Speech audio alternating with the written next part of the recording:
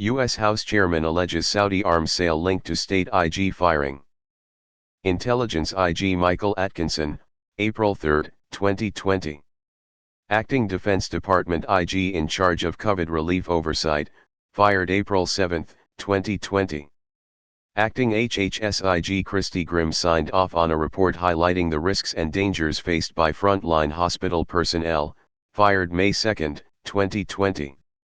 State Department IG Steve Linick investigating weapons sales to Saudi Arabia and using staff for personal errands, fired May 15, 2020. You don't fire 4 IGs in 6 weeks because you're on the up and up. Trump infuriated many members of Congress last year, including some of his fellow Republicans as well as Democrats, by declaring an emergency in order to sidestep congressional review of $8 billion in military sales, mostly to Saudi Arabia. It's going to be filled with Trump cronies who were paid to fulfill contracts that they had no business being assigned, and never even bothered filling. Trump friends and family with shell companies formed weeks before the contract was awarded. Saudis know it, GOP knows it, they just don't mind. Iran-Contra 2.0 and Barr is here to clean it all up again. The only thing left for Trump to do now is get into an illegal war based on fake intel, and he will have succeeded in replicating every major political scandal in the last 50 years in a single presidential term. Quite the achievement. That makes way more sense than dog walking and dry cleaning. When we find out walking the dog was really wagging the dog, and picking up dry cleaning was really money laundering. The same Saudi Arabia that funds ISIS with these weapons. The same Saudi Arabia that hacks journalists apart, the same Saudi Arabia that hacked Bezos' phone. The same Saudi Arabia that was behind 9/11. Of course Trump will go around Congress to be their friend. I christen thee, Moron-Contra. I have learned that there may be another reason for Mr. Linick's firing. His office was investigating, at my request, Trump's phony declaration of an emergency so he could send weapons to Saudi Arabia, Engel said in a statement. You gotta hand it to the GOP, they know how to plan ahead. All that Obama is a secret Muslim bullshit was simply a massive gaslighting project to pave the way for the GOP's fealty and submission to their radical Islam, Wahhabi terrorist pals in their kingdom. I'm pretty sure when the history of this admin is written, we'll find out that there were 20+ scandals worse than Watergate these last 3-5 years. The brazenness is something unbelievable, and for the sake of our national security we must launch a full investigation into Trump, Jared, and his whole family. Republicans will of course claim that it's a political hit job, but screw them. What has the Trump administration willingly or through negligence revealed about our national security? That's a very serious question that needs a solid answer. Trump is setting a horrible, nightmarish precedent, and not just for the next president but for all the lower level officials in our government. This cannot stand. I'm gonna make more calls to Wisconsin. Oh boy, here we go. I'd bet everything I own that Kushner is involved in this. It's no secret he's beholden to the Crown Prince. JFC, I put my phone down for 2 mere hours and I come back to this bullshit. The Trump administration is just an endless wormhole of corruption and scandal. Just gonna apologize for the length of this, but it's kinda complex. The chairman of the U.S. House of Representatives Foreign Affairs Committee said on Monday the State Department Inspector General may have been fired because he was investigating President Donald Trump's declaration of an emergency to clear the way for military sales to Saudi Arabia last year.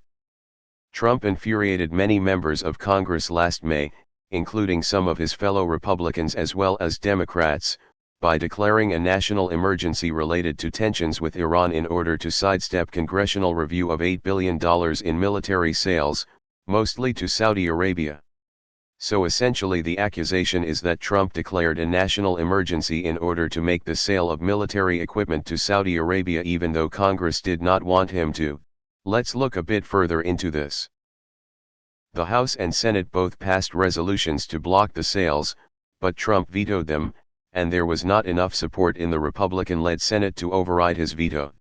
So it's pretty clear that all of Congress did not want these sales to happen, not one side vs the other. What you need to know about Trump's $8 billion Saudi arms deal.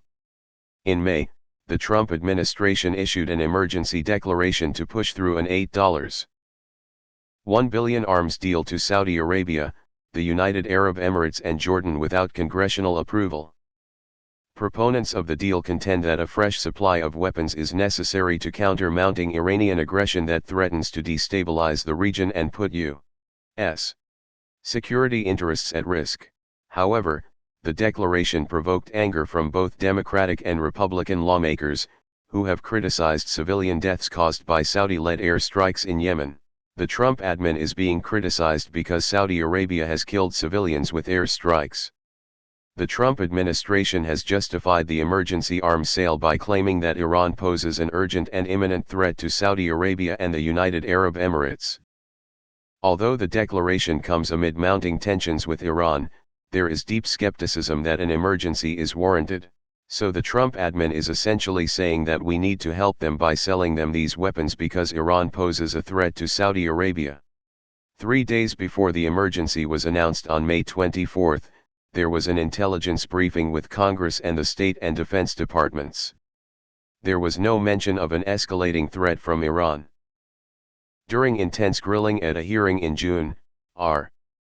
Clark Cooper, a top State Department official whose bureau licenses arms exports, maintained that the congressional members were not intentionally left in the dark.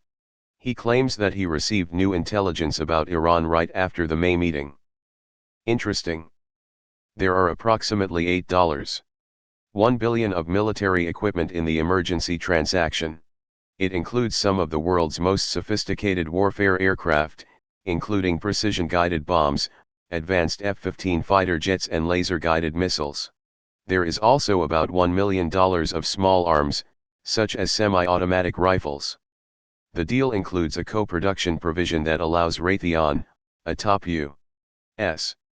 weapons manufacturer, to team up with Saudi Arabia and build high-tech bomb parts, potentially sharing technology that has been closely guarded for national security reasons. During a House Foreign Affairs Committee hearing in June, Cooper downplayed concerns raised by Rep. Susan Wild, DPA, that Saudi Arabia might steal sensitive U.S.